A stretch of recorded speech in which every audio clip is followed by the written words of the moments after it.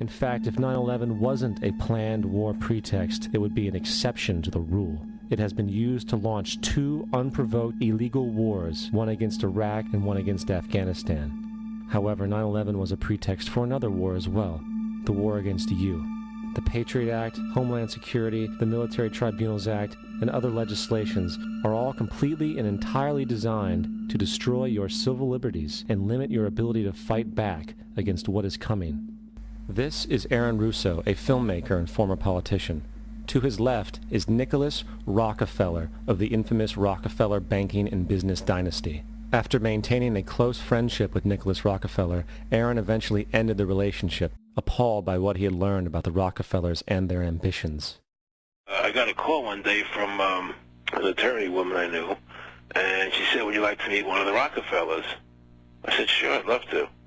And we became friends, and he began to divulge a lot of things to me. So he said to me one night, he said that there's going to be an event there, and out of that event, you're going to see, we're going to go into Afghanistan, so we can run pipelines from the Caspian Sea. We're going to go into Iraq to take the oil and establish a base in the Middle East, and we're going to go into Venezuela. And he said you're going to see guys going into caves looking for looking for people that they're never going to find. You know, he was laughing about the fact that you have this war on terror. There's no real enemy. He's talking about how by having this war on terror, you can never win it because it's an eternal war. And so you can always keep taking people's liberties away. And I said, how are you going to convince people that this war is real? He said, but the media can convince everybody it's real. I mean, you know, it's just that you keep talking about things. You keep saying it over and over and over again, and eventually people believe it. You know, you created the Federal Reserve in 1913 through lies. You create 9/11, which is another lie. Through 9/11, then you're fighting a war on terror, and now all of a sudden you go into Iraq, which was another lie, and now they're going to do Iran. You know, and it's all one thing leading to another, leading to another, leading to another. Now, I would say to them, what are you doing this for? What's the point of this thing? You have all the money in the world you ever want. You have all the power. I said, you know, you're hurting people. It's not a good thing. And he would say, what do you care about the people for? Take care of yourself and you take care of your family. And then I said to him, what are the ultimate goals here? He said, the ultimate goal is to get everybody in this world chipped with the RFID chip, and have all money be on those chips and everything on those chips.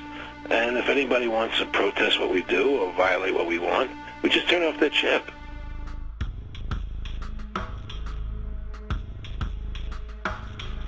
How does the optional RFID chip work? Well, each of these devices that are injected have the capacity to also have a small chip.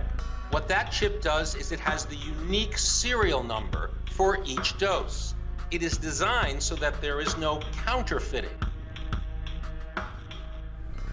Today, symptoms of a surveillance society continue to grow, as irrational fears of invisible enemies, coupled with rising economic instability, spread across the globe.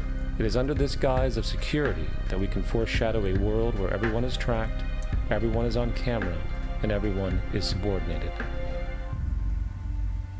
The most incredible aspect of all, such totalitarianism would likely not be forced upon the people, rather the people will demand it. Not at the moment. We will be looking at what contact tracing looks like in the New World Order.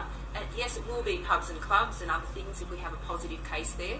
Our response may be different if we know that people are fully vaccinated. Number 14, their agenteurs will come forward after fomenting traumatic situations and appear to be the saviors of the masses when they are actually interested in just the opposite, the killing of the masses. Number 15, create industrial depression and financial panic, unemployment, hunger, shortage of food. Use this to control the masses or the mobs, and use the mobs to wipe out all those who dare to stand in the way. Well, I'll tell you right now, every expert I've talked to is talking about food shortage. And it's coming, I'm convinced.